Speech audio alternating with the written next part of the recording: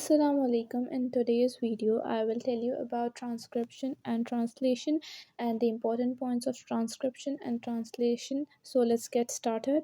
Transcription मतलब होता है making copies from DNA to messenger RNA. As we all know this thing कि जो हमारा RNA होता है वो DNA से बनता है, तो मैसेंजर आरएनए की कॉपीज बनाना through the DNA is known as transcription. Basically ये एक प्रोसेस होता है by which genetic information encoded in DNA is copied on to messenger RNA.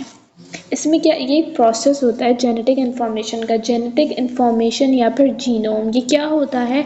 ये basically is a book of instructions जिसमें हमारी हर किस्म की इंस्ट्रक्शन होती है। वो डीएनए इनकोड करता है, इनकोड मतलब कॉपी करता है, और फिर वो जाकर मैसेंजर आरएनए बनाता है। मैसेंजर आरएनए की कॉपीज बनती हैं through the DNA. This whole process is known as transcription.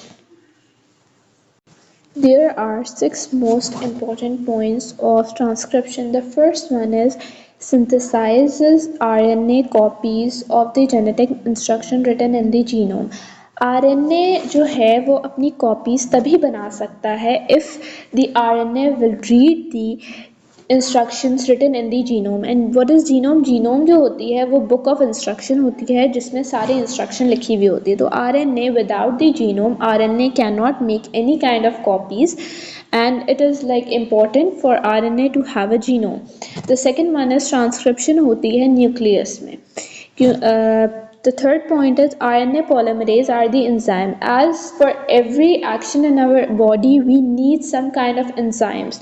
So for the transcription, the enzyme which our body is needed is RNA polymerase.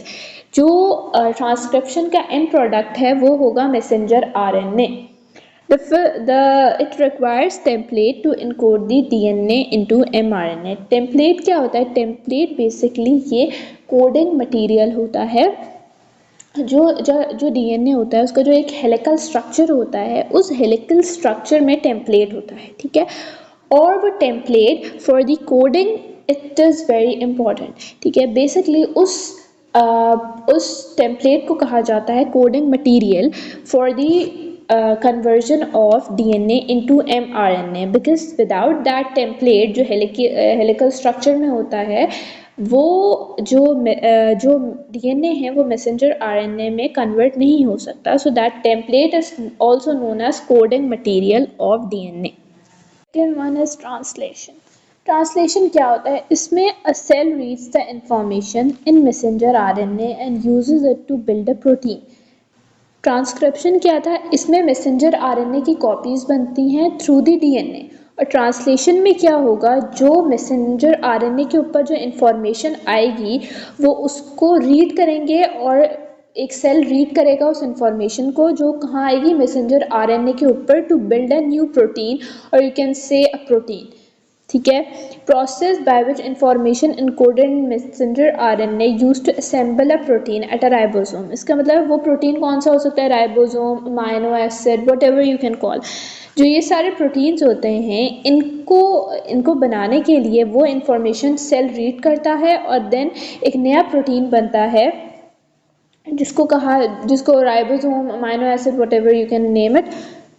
That's the whole thing of translation. Transcription मतलब होता है जिसमें हमारी copies बनती हैं from messenger RNA, from DNA to messenger RNA. और इसमें क्या होता है ट्रांसलेशन में? ट्रांसलेशन में जो इंफॉर्मेशन होती है मैसेंजर आरएनए के ऊपर वो रीड की जाती है by the cell to build a new protein. There are 6 most important points of translation. The first one is put this thing in your mind, ठीक है। Make this thing very clear कि translation का काम क्या है। Translation basically इसमें जो cell होता है वो इंफॉर्मेशन रीड करता है जो मैसेंजर आरएनए के ऊपर आई हुई होती है। For what reason? To build a protein. Protein could be amino acid, anything, ठीक है। जब वो प्रोटीन बनाने के लिए वो इन्फॉर्मेशन इस्तेमाल करता है, ठीक है। तो फर्स्ट पॉइंट है इसमें कि synthesises protein from messenger RNA which are copied from gene, sorry, ठीक है। सिंथेसाइज मतलब वो प्रोटीन जो आरएनए से बनता है उस which are copied from genes. Protein कैसे बन रहा है? ये हमारी जो इंफॉर्मेशन है वो कॉपी होगी जीन से, देन वो प्रोटीन बनेगा, क्योंकि